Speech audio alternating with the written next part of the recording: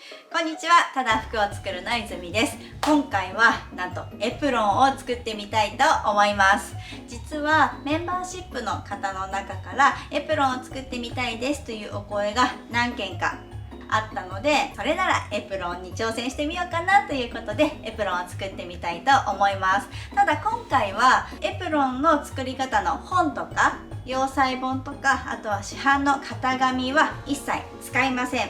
なんと自分で型紙から作っていきたいと思います。実は私が昔から憧れているエプロンが一つあって、そのエプロンを真似してでも作りやすく簡単に作っていく方法で紹介していきたいと思います。もちろん自分で作るのでサイズを直せた方がいいですよね。なので自分の好きなようにサイズを直す方法もいくつか紹介していきますので、ぜひたくさんの方に挑戦してみていただきたいなと思います。それでは早速始めたいと思います。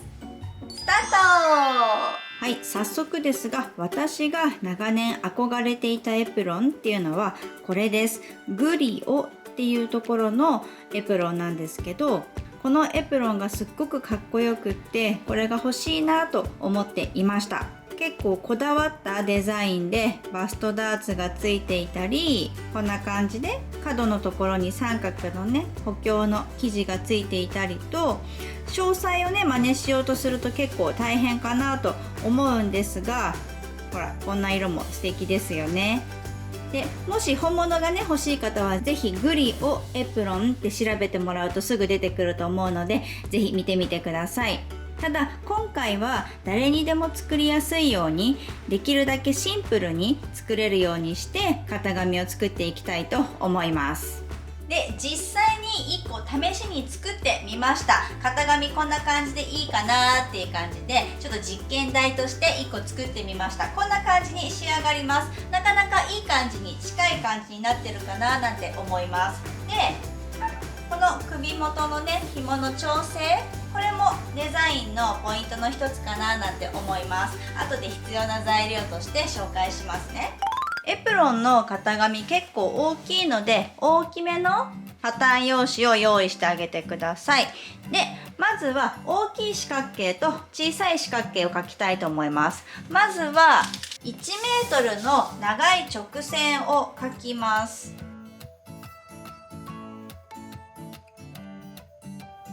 この1メートルっていうのがエプロンの全体の長さになります。この1メートルの直線を29センチと71センチの位置で分けますね。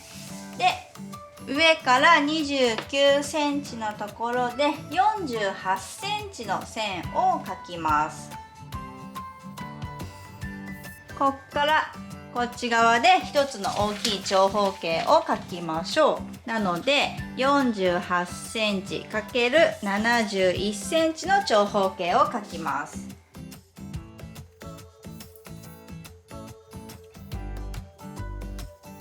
でもう一つがこの線から29センチの位置で10センチ線を描いてあげます。でこの10センチのところで長方形を描きます。こんな感じですね。小さい長方形が出来上がりました。そしたらこの小さい長方形と大きい方の長方形をなだらかにつなげてあげます。イメージとしてはエプロンのこれが上の部分、ここに紐がついて首にかかる部分で、こっち側がエプロンのスカート、下の方の部分になります。でここをなだらかにつなげてあげるために1本案内線を書き入れます。ここの部分から19センチの位置とこの点をつなぎます。でここの部分をなだらかにつなげていきたいんですけど、このカーブの感じは何でもいい、何でもいいと言ったらあれなんですけど、綺麗な好きな感じでつなげてもらえればいいかなと思いますが、一応目安としてこの上の位置から 16.5 センチくらいまでは直線で切って、でこっからカーブにつなげる感じ。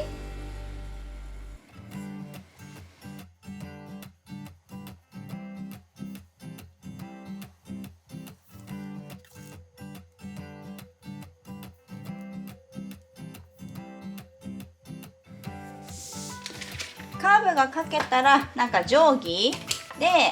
線の上に定規が綺麗にね、カーブに定規をこうやってカーブにした時に綺麗に乗れば綺麗なカーブになっているっていうことなので、そこを目安にしてあげてもいいかなと思います。そうだな、この斜めの直線の部分はだいたい9センチくらいのところまではこの線の上を来て、そこからカーブになっていく感じになりますね。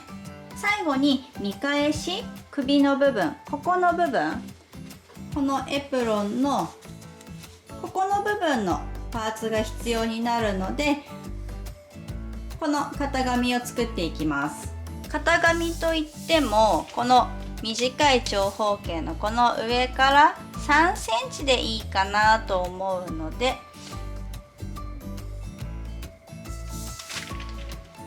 こんな感じで線を描いてあげて、この部分を書き写して置いてあげてください。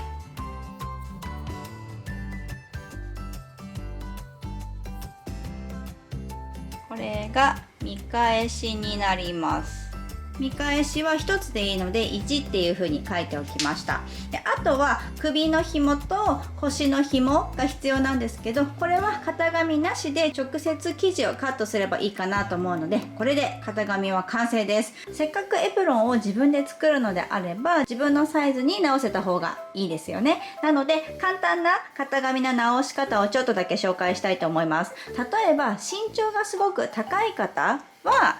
この長方形2つあるうちの大きい長方形の下に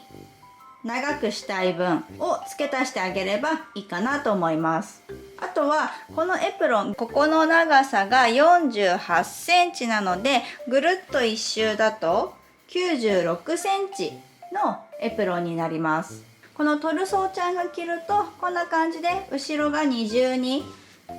こう重なる感じ、こういうデザインのエプロンになってます。で、後ろの重なり分を少し大きくしたいなっていう時には、ここの長さを少しね長めにしてあげる。これだと48センチだけど55センチとか60センチとかにしてあげると、後ろの重なり分が少し増える感じになるかなと思います。あとは全体的にぐるっともうちょっとゆとりが欲しいなとか、大きいサイズがいいなっていう方は、この線が前中心になるんですけど、ここを少し長く大きくしてあげる。例えば5センチ外側に線を出してあげると、ここの幅も大きくなるので、ここで調整してあげた方がバランスがいいかななんていうふうにも思います。ということで早速生地を裁断したいと思います。では縫い代から見ていきたいと思います。この一番上の短いところは縫い代1センチで、カーブの部分が 1.5 センチ、縫い代2センチ2センチでつけています。で、つける順番としてはこの直線の部分はそのままでいいんですけど、ここの上の部分、ここの部分は見返しを縫い合わせるので、縫い代の付け方を揃えないと縫い代の長さが合わなくなってしまうので気をつけてあげてください。先にこの一番上の縫い代を1センチでつけて、その後でカーブの部分を縫い代をつけて、ここの部分で直角出しをします。で、あとは型紙をいらないよって言った肩紐と首の紐と腰の紐です。5センチ幅のちなみに生地はこちら側が輪になって畳んであります。5センチ幅で